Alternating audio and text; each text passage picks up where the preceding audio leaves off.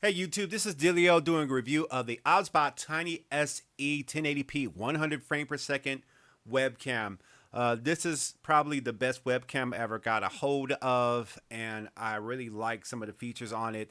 It's very universal. It definitely works with bad lighting situations and just sucks out all the light and just puts it all there for a clear, concise image or picture. So this camera is jam-packed with a lot of features. So in this video, I'm just going to highlight a few of them in here. So let's get right into it and let's talk about some of these features. Now, the first feature I want to talk about is the 100 frames per second capture rate for this. At 1080p, it can do 100 frames per second. Now, my capturing software that I'm using for this is at 60 frames per second, but that's plenty of frames if you want to move fast and have really smooth motion. As you can see, because I'm recording at 60 frames per second, you can really see how fast the frames are working on this. So another feature of this camera is low light performance. This can be good for you if, say, like you're in a cube in the office or somewhere where all you have is a computer screen in front of you, or you don't have a fancy box light in front of you like I have in my studio. So let's show you what happens when I turn off the ceiling light and just use the lights off of the screen. So as you can see, with the 1/2 0.8-inch sensor and the dual ISO static HDI, it's still pulling light from a non-perfect situation. So all the light you really see in this shot is from the screens, and then you have light from the little back room light that I have in the back there. So as you can still see me. Of course, it's darker, but you still get a good image. And to be honest, I really haven't done any tweaking to the video. So let's bring the lights back on. And we're back. So the next feature I want to show, and I've sort of kind of panned out a little bit to kind of allow you to see what's happening here, is the standard tracking. As you see, if I move around, it's sort of tracking me a little bit. I can then do a close-up, and it's still trying to keep my face in the center of a shot. If I'm moving around trying to sell a product or something of that nature, I can turn back to normal tracking, and it'll go there. If I want to go headless, it'll do that, and now I can talk with my hands and, you know, communicate an idea that way.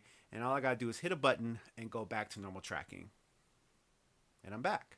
The next feature I want to demonstrate to you with this camera is the compatibility with OBS. So right now I'm actually recording this video with OBS and show you the compatibility with it. So I can actually bring it in as a video source.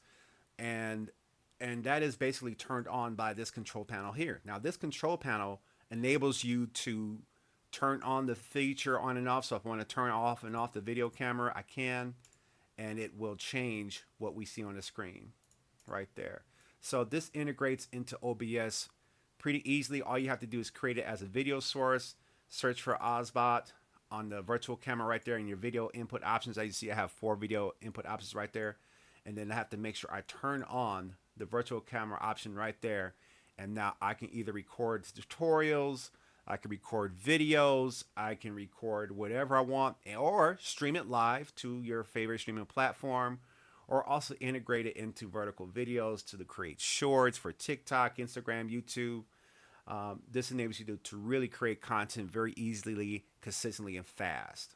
The next feature I want to talk about is the preset mode. So because this camera pans left and right and up and down on 2 axes, you can set presets for it. So let's say I want to sort of zoom in on that keyboard right there. All I gotta do is sort of zoom in on that keyboard right there. And I'm kind of overdoing it, but I can zoom out just a little bit and hit add. And now I got a preset. Okay, now I want to come all the way out and I want to bring it over here. And I can set that as preset number 2. And let's see if I can find a random object in my background, like say that green cup right there. If I zoom into that, you can kind of see it. Now it gets a little pixelated. If you want to really zoom in really tight, you will see a little bit more pixels. But like see that shelf right there, I can add that. And now whenever I click on the presets, preset 1, preset 2, preset 3, preset 2, preset 3, preset 1, and preset 2. And so what this enables you to do is to focus on different things that you want to demonstrate. Like say you had a product or device that you wanted to show off. Well, you can set up presets so you don't have to constantly keep aiming the camera where you want it to go. So that enables you to sort of create content a lot easier, a lot faster. And this is done with the Control Center software that is on the screen. So if I show you that right there, and it's kind of hard for me to capture it, but this, I know there's a lot on the screen, but just focus on this panel right here. This is the OBSBOT Center right there. Another interesting feature with this camera is the gesture controls, in which you can interact and tell the camera to do certain things without having to engage with a mouse or keyboard. So in this part, I'm going to demonstrate two different gestures. So if I do this, the camera's going to automatically zoom into my face, right? And there's no tracking going on. But if I do that signal again, we're there. If I do this, hold up my hand, show the palm of my hand, we're tracking now, left and right, up and down. And if I do this, we're zooming in, but we still have AI tracking turned on as I move around right there. All right, let's pan right back out. There you go. And if I do this, I could turn tracking off.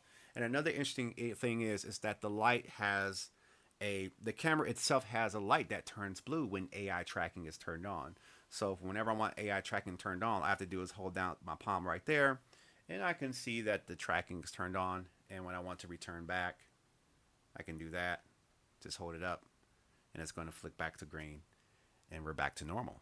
Now, this is also an interesting feature, and this is called shooting modes, to where you can kind of switch the camera a certain type of way. Now, it may be a little difficult to demonstrate it on here, but typically what you can do is you can mount the camera, do a little bit of a vertical thing right there to go vertical with it, and it also has a shooting mode where you can switch it to portrait, and you'll see it's kind of stretched out here because the resolution is set a different type of way. So if I was capturing in a different viewpoint, then you would see more properly stretched picture. So that's something to keep in track of, but it does support that in case you want the image to fill up a certain type of image, rather you're trying to go straight to TikTok or to other streaming platforms like that. Focusing on this camera is actually pretty fast. As you can see, it's focused on my face, but if I put a device right in front of there, you can see it then lock in right that on the image. You can read the letters.